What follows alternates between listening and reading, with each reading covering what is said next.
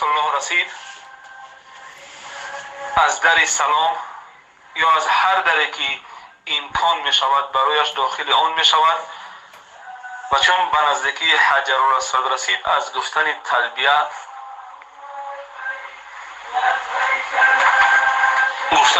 رو بس میکنن، تلبیه گویی رو قطع میکنن.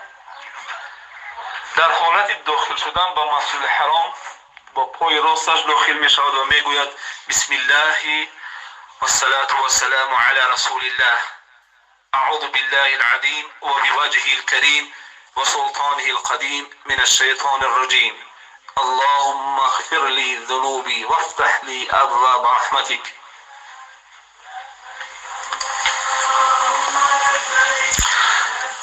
و چون زیارت کننده محترم اولین نظر به خانه خدایش میکند باید این دعا را بخواند: اللهم زد هذا البيت تشریفا و تعظیما و تکریما و برا، اللهم انت السلام و منك السلام فحینا ربنا بالسلام.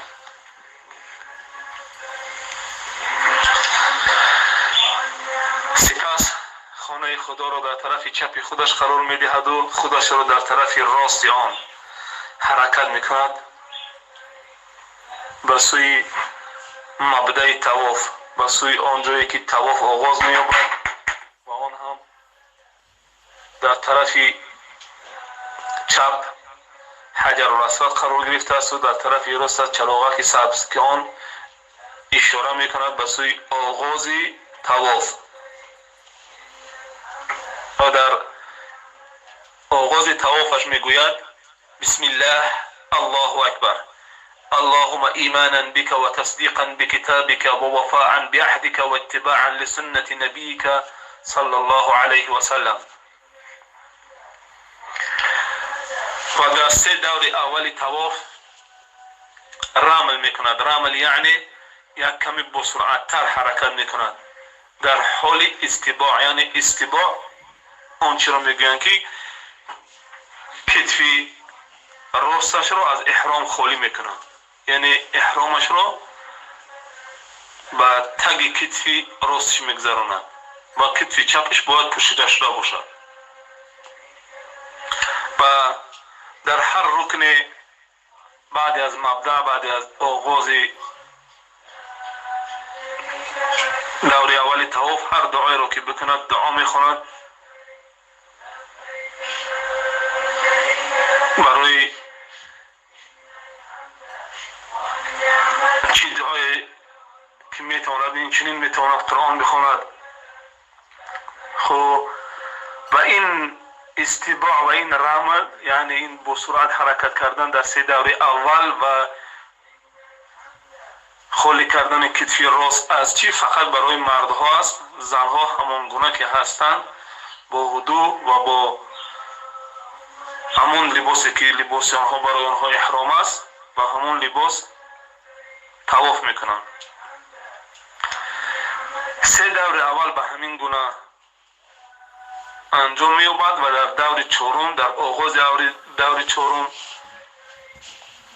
کتفش را میپوشاند و با تمکین و با آرامی با ذکر زیاد 4 دور دیگر از طوافش را انجام میدهد.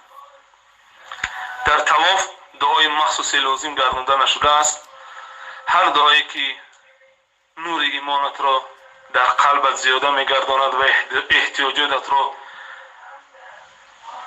در مظهر الله تعالی بیان میکنی درست میشود. این چنین گفتیم میتوانی که قرائت قرآن بکنی، از دعاهای خیر، از آنچه که میدانی برای دنیا و آخرتت، برای نزدیکانت، برای پدر و مادر، برای دوستان، خویش و تباران، برای اصلاح فرزندان، برای هر احتیاجی که داری، از شفای بیماران و طلب رضای پروردگار برای خود و برای تمام مؤمنان طلب بکنی.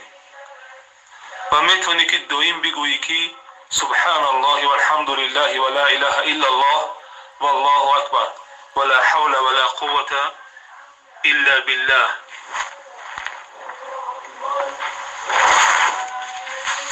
ولی چون بر رکن یمانی رسیدی این دعا را باید بخونی: ربنا آتنا فی الدنیا حسنه و فی الاخره حسنه و قنا عذاب النار. امام شافعی رضی الله تعالی عنه میگوید که من دوست می‌دارم این که چون به راست حجر رسد بیایم بگویم که پروردگارا حج مرا حج مبرور و سعی مرا سعی مشکور و گناهان ما را مغفور بگردان. دوست می‌دارم که این دعا را بکنم. چون دور هفتم طوافت به آخر رسید به طرف مقام ابراهیم حرکت میکنی و این کلام الله را میخوانی: و اتخذوا من مقام ابراهیم مصلی. و در پشت مقام ابراهیم معذر میگویند که بین تو و بین خانه مقام باشد، مقام ابراهیم باشد.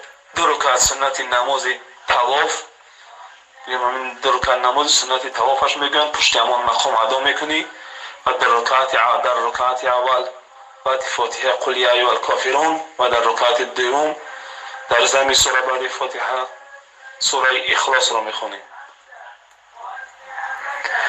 بعد از آن برای نوشیدن آب زمزم میروی.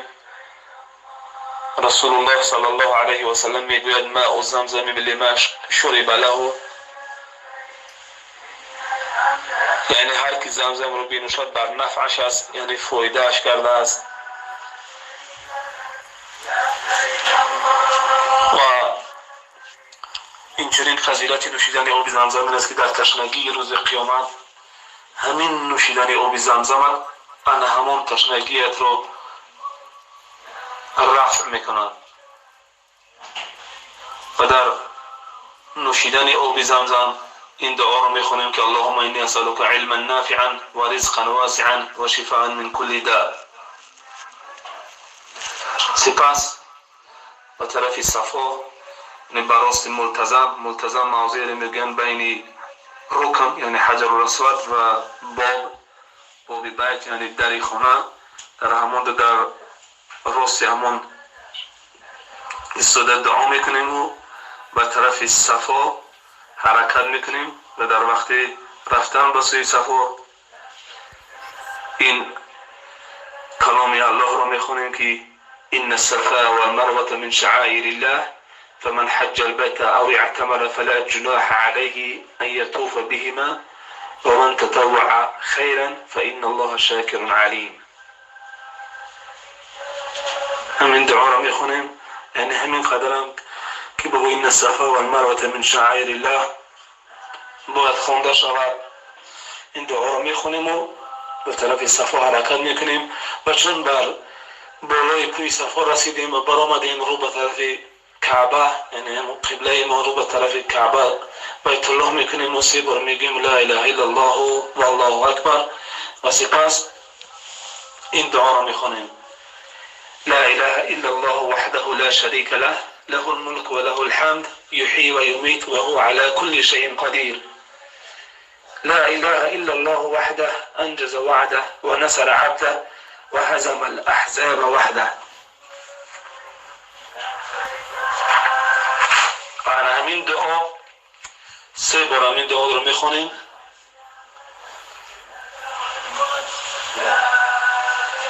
و بعد از خوندن این دعا به طرف مروه حرکت میکنیم و در مروه اینچنین رو به طرف کعبه میکنیم و باز همین دعا رو میخونیم 3 بار. در صفا و مروه که این رو حرکت ما رو سعی میگویند 7 بار 7 دور باید بزنیم، یعنی سعی ما عبارت از 7 است. از صفا به طرف مروه رفتن رو 1 دور میگویند و از مروه به صفا برگشتن دور دوم حساب میشود. خب در این مسافه بین صفا و مروه جایی هست که در بالها چراغک‌های سبز گیرانند. در زیر همون چراغک‌های سبز مردها میدوند با سرعت، ولی زنها نمیدوند، آهسته آهسته میآیند. همون شکلی که شکل پیادگی بگم، شکلی که راه قدم مانده است، همون شکل قدم میمونند. و در بازگشت نیز این چنین، یعنی هم از صفا به سوی مرا همین در همین مسافه همین چراغ‌های سبز هستند و این چنین از مرا به سوی صفا. خب در حالتی در سعی بودنمون در بین صفا و مروه ذکر و استغفار زیاد باید کرد. و به همین شکل ما باید که دور آخرین سعیمون را در مروه به آخر برسانیم، یعنی دور هفتمش در مروه تمام شود و